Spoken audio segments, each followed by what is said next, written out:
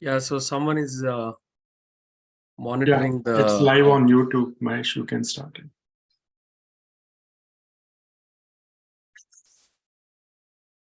Yeah, just a minute.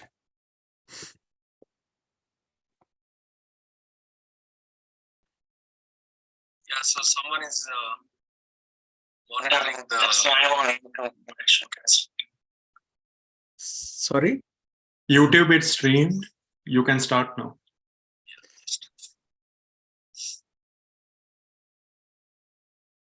Okay. Yes. Just a minute. Just give me.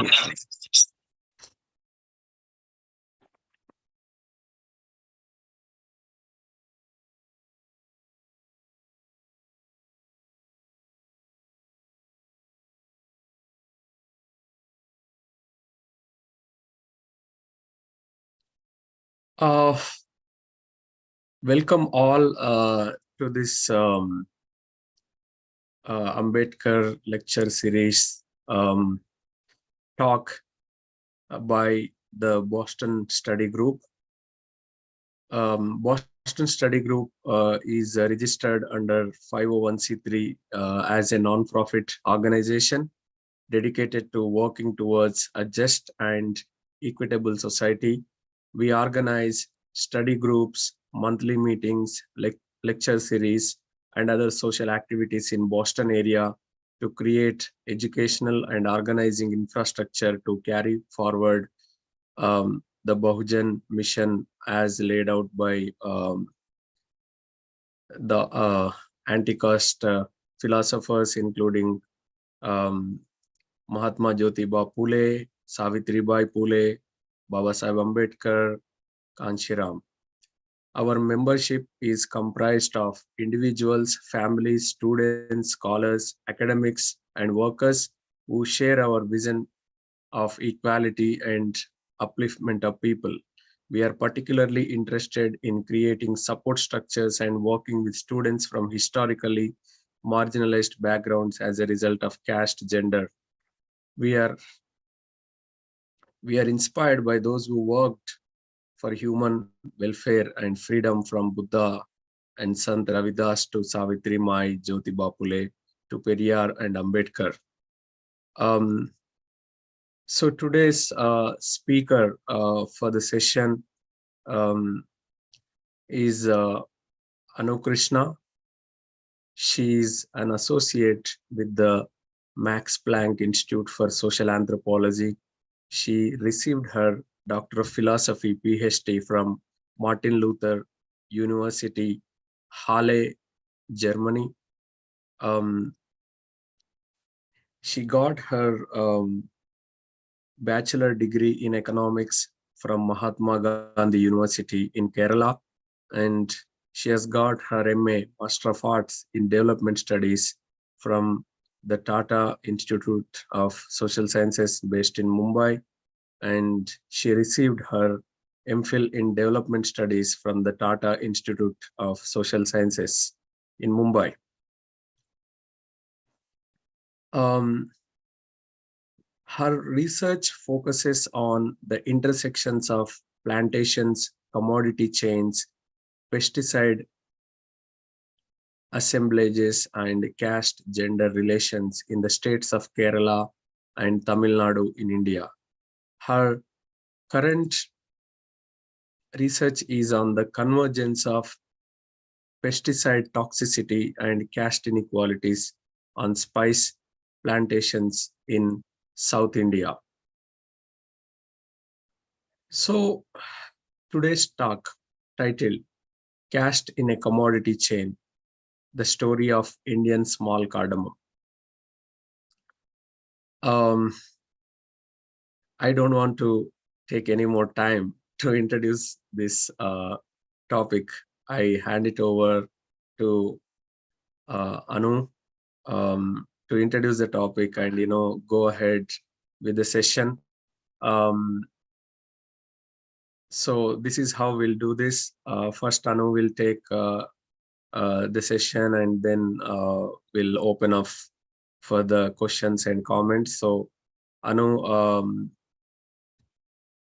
you can take like 40 minutes to deliver your talk, and after that we'll have a question answer session.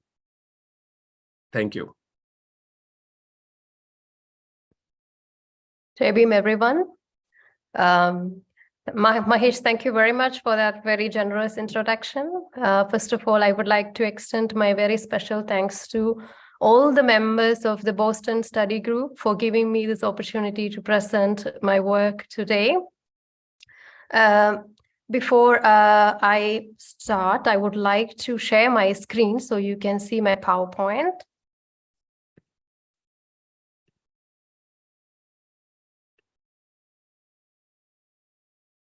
Okay, I hope it's visible. Yes, we can see. Okay.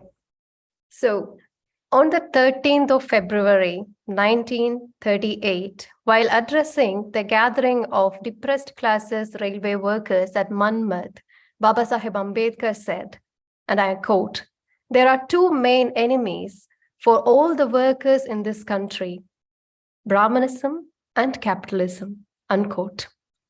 In the next couple of minutes, I will explain how Brahmanism and capitalism hand holds together in a commodity chain, that is the cardamom chain.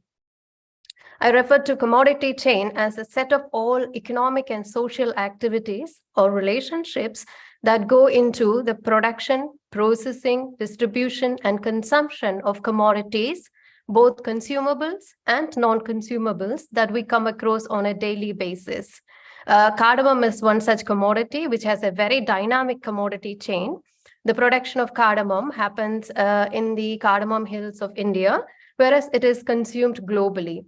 Now, between these two phases of this commodity, that is the production and the consumption, there are different actors or people who work on a very hierarchical order and who are geographically located in different locations, but whose lives are tied together to make possible the production and distribution and circulation of cardamom in the global food systems. I will explain now how caste operates in the cardamom commodity chain by analyzing four key aspects of Indian small cardamom chain. So number one is land. I shall explain where cardamom is produced and who owns this land. Number two is labor. I will explain who performs the labor that go into the production and circulation of cardamom. Number three is capital. Who owns capital and who controls the flow of money and capital in the cardamom industry. Number four, and most importantly, is caste. Who are the actors in the cardamom chain? And I also will explain how caste translates into social and cultural capital for economic growth in the cardamom industry.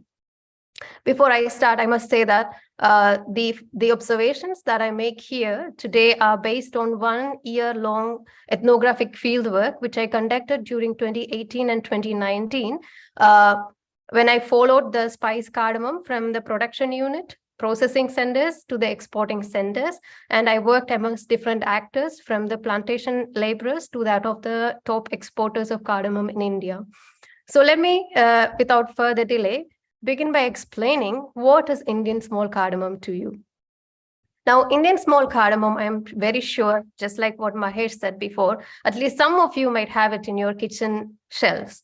Indian small cardamom is this spice which is known for its fragrance and flavor. It is known as the queen of spices, or sometimes even the green gold, because it is the third most expensive spice on the international market after saffron and vanilla. Indian small cardamom, hereafter cardamom, is native to the cardamom hills of India, which geographically lies in the Western Ghats region in the administrative boundaries of Kerala, southern India.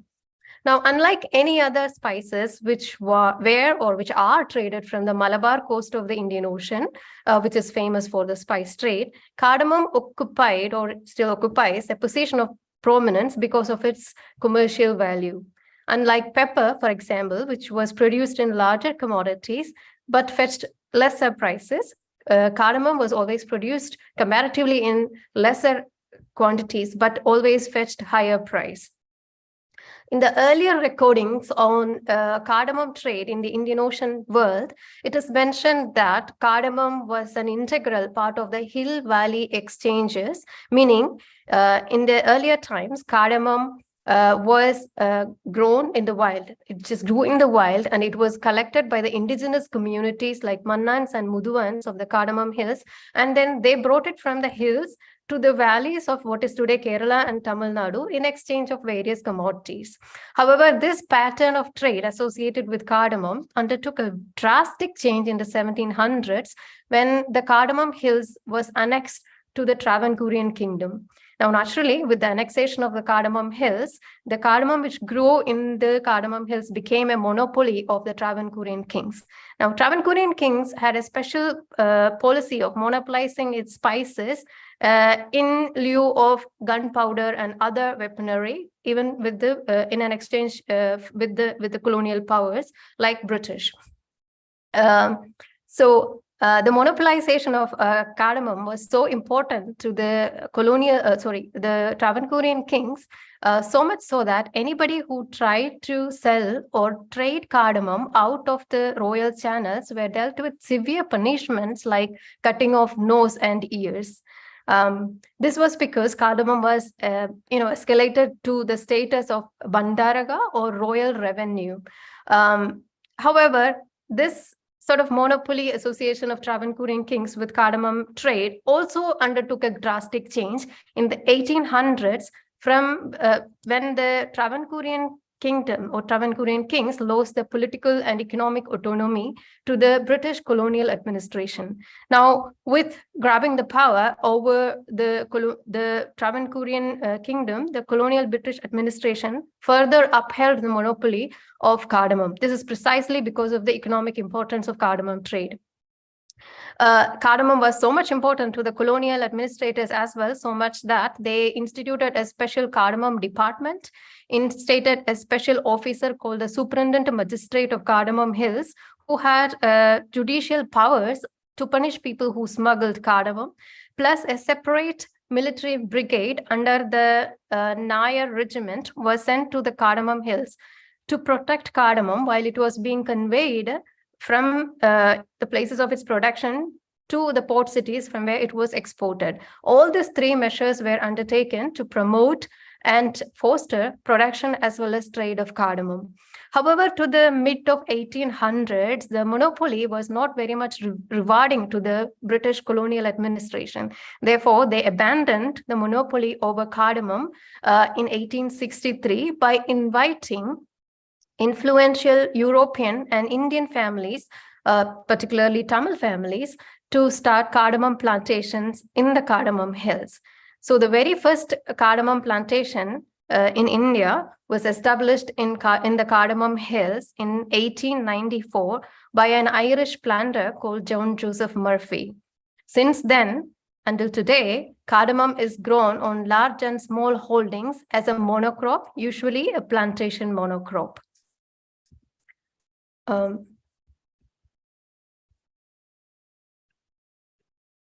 However, the development of cardamom plantations came at a huge price for the indigenous communities as well as the environment itself in the Cardamom Hills. This was because all these plantations were developed on the land which was alienated from the indigenous communities like Mannans and Muduvans of the Cardamom Hills, who for the same reason remained landless even today. Secondly, as you might see in this slide, in this picture that I've shown to my right, to establish a cardamom plantation, one has to order the natural landscape. If you see there in the picture, the cardamom plant is a rhizome. It is a very weather-sensitive plant. It grows in clusters. So, and under the shade of the evergreen tree. So it needs a canopy of the evergreen trees, and it has to be controlled because otherwise it grows in clusters. Therefore, in order to establish a cardamom plantation, one has to ensure that every cardamom rhizome is planted at a distance of 10 into 10 by feet in order to control the growth, which means when cardamom plantations were getting established, every other form of vegetation was completely cleared off, allowing cardamom rhizomes to grow under the canopy of shade trees, only shade trees. So the initiation of cardamom plantation phase in the Cardamom Hills has led to a serious depletion in the biodiversity, as well as it brought an extinction to many species of flora and fauna. I must remind you that Cardamom Hills is one of the biodiversity hotspots in the world. Even though this was the situation in the colonial times, however, things took a very drastic change when the colonizers left the plantations and it came into the hands of the influential Indian families. And this change happened especially around the time of Indian independence. And this change has a very clear or a very direct connection with the geopolitics of state reorganization. I am sure that at least some of you might know how Indian states were reorganized according to the linguistic basis.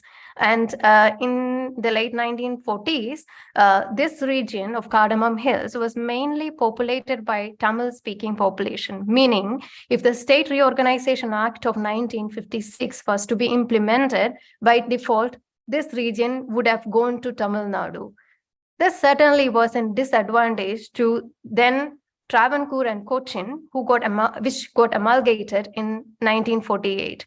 Therefore, Travancore and Cochin state devised a set of settlement schemes, such as the high-range colonization scheme, high-range reclamation scheme, Patam colonization scheme, and so on, whereby the Malayalam-speaking population from the from the valleys of Kerala and the lowlands of Kerala were populated, or they were given the land in the Cardamom Hills, and they were asked to move on to there. And these settlement schemes worked as an apparatus for population re-engineering, whereby these schemes ensured that there is a Malayalam-speaking majority in the Cardamom Hills, thus retaining Cardamom Hills with the state of Kerala. Now, what was the fallout of this settlement schemes, even though Cardamom Hills still, is retained with Kerala? The fallout was that this saw a proliferation of plantations in the Cardamom Hills. Why? Because already the new settler population found themselves quite adapted to the agricultural practice, which was already in the Cardamom Hills, which is monocropping of cardamom. So they encroached large tracts of forest lands, brought these forest lands under the cardamom cultivation, which was, of course, cardamom production was very, revenue generating. Therefore, these farmers or the settlers took to cardamom cultivation by bringing natural evergreen forests as cardamom plantations. This led to large-scale deforestation, illegal land occupations and encroachment, and deforestation, of course, soil erosion, and a spiraling of environmental crisis in this region, which continues even today. Now, this sort of a land relation in Cardamom Hills also stand as a conundrum to the very much celebrated Kerala Land Reforms Act of 1969. To some of you who might be very aware of this Land Reforms Act, which is very celebrated in India as something which is said to have brought an end to the landlordship, however, very tactfully avoided the cardamom plantations. Meaning, if you are a cardamom plantation owner in the Cardamom Hills, you are out from the land ceilings. Therefore, this, even the Land Reform Act, avoided those landowners in the Cardamom Hills from redistributing the land rather to hold on to that, which means that even today, these plantation owners who are dominant upper caste men still remain to own huge tracts of land which are under cardamom cultivation. Now, this, therefore, the sort of economics of cardamom production in the Cardamom Hills is not just an economics of cardamom, the revenue generated from cardamom, but it's also a political question, because even like otherwise a very progressive party like the Communist Party of India, which is still in power in the state of Kerala, is very silent about the land occupations and land encroachments and in the Cardamom Hills vis-a-vis the landlessness of the indigenous community. So this presents as a very vibrant conundrum when it comes to the case of cardamom plantations in the Cardamom Hills. Therefore, and on the top of it, when there is also the vote bank politics and a strong hold of the planters lobby, which has very strong influences in all political parties in Kerala, the cardamom production in the Cardamom Hills therefore stretches from an economic relation into a caucus of a very socio-political relation status. So this is the sort of, social, economic, and political condition under which cardamom grows. So having explained the land relations associated with cardamom, let me move on to the next important factor, that is the labor. Now, if you have to have a big cardamom plantation, another factor of production which is very important is labor. Now, where to find labor in the 1800s when the cardamom plantations were getting, established? The colonial planters soon found their answer in the Kangani system of labor recruitment, because by then, Kangani system of labor recruitment was an established form of recruiting laborers to the British colonies, plantations in the British colonies in Ceylon, in Sri Lanka, Myanmar, and Malaysia. This was a form of recruitment where the Tamil laborers were recruited to work in the coffee and tea plantations established by British in Sri Lanka, Malaysia, as well as in Myanmar. So this was around the same time when Kangani system grew so much in importance. So much even important than the Sardari system of labor recruitment to tea plantation that you might see in Darjeeling or in Assam. So Kangani system was again used by the planters in the Cardamom Hills to recruit Tamil laborers from various villages in the Madras Presidency. Now, the word Kangani itself is a corrupt form of the Tamil phrase Kangani Palar, which means the one who oversees or a foreman. Now, Kangani was mostly a dominant caste man who had a certain social standing in the village of either his belonging or where he had an acquaintance with. So when a planter was in need of recruiting new labor force, he contacted the Kangani. The Kangani then went to the villages. So for each labor that was recruited by the Kangani got a head money. So this was a system very profitable for both the Kanganis and the planters, because the Kangani would then go to a village, recruit people by offering two things. Number one, wage labor in the plantations in the hills, and number two, escape from the caste-ridden social system in the villages. Therefore, in the late 1800s and early 1900s, dozens of people moved from various villages in Tamil Nadu as far as going to the region of Tiruvannamalai, to that of Theni and Madurai regions. They all moved to the Cardamom Hills, which is like geographically so at a very distance, and they moved with the Kanganis in search of a new wage labor as a plantation laborer to the cardamom plantations. Now, what is very interesting about Kangani system is that it somehow worked, at the convergence of Brahmanism as well as capitalism. Why? Because on the hills, there was a capitalistic enterprise in the form of plantations, which was developing. And in the lowlands, there was Brahmanism, which was exploiting people. So Kangani system is a perfect merge between these two exploitative systems. As you see here in the picture, one of the major tasks in terms of cardamom production is to pick the cardamom capsules at the right time. So I hope it is visible for you. The cardamom capsules grow on panicles, which roots from the cardamom rhizomes at ground level, which means to pick cardamom capsules, the labor has to either bend over or sit down. And it is a task that repeats every 45 days because each cardamom flower turns into a cardamom capsule in 45 days. Plus, it is a labor which requires a lot of diligence. Why? Because if you happen to pick the wrong capsule, it means -1 capsule in the next 45th day of the cycle. Therefore, it requires patience. It requires diligence, because one has to be, quite careful about which capsule to pick. And it requires nimble fingers. This all made it a women's work since the colonial times. So my interlocutors in this plantation that I did my field work were recruited, therefore like grandfathers or their great grandfathers were recruited from the various villages, as far as the village Polur next to Tiruvannamalai in Tamil Nadu, using the Kangani system in the 1800s. They still live on the same estate and they still do the same work of tending cardamom rhizomes and picking cardamom capsules. They mostly come from the Parayar or the Palla caste or the Valluva caste, all listed as scheduled caste in Tamil Nadu. There are also a few other backward caste women who belongs to the Vellalar caste, but other than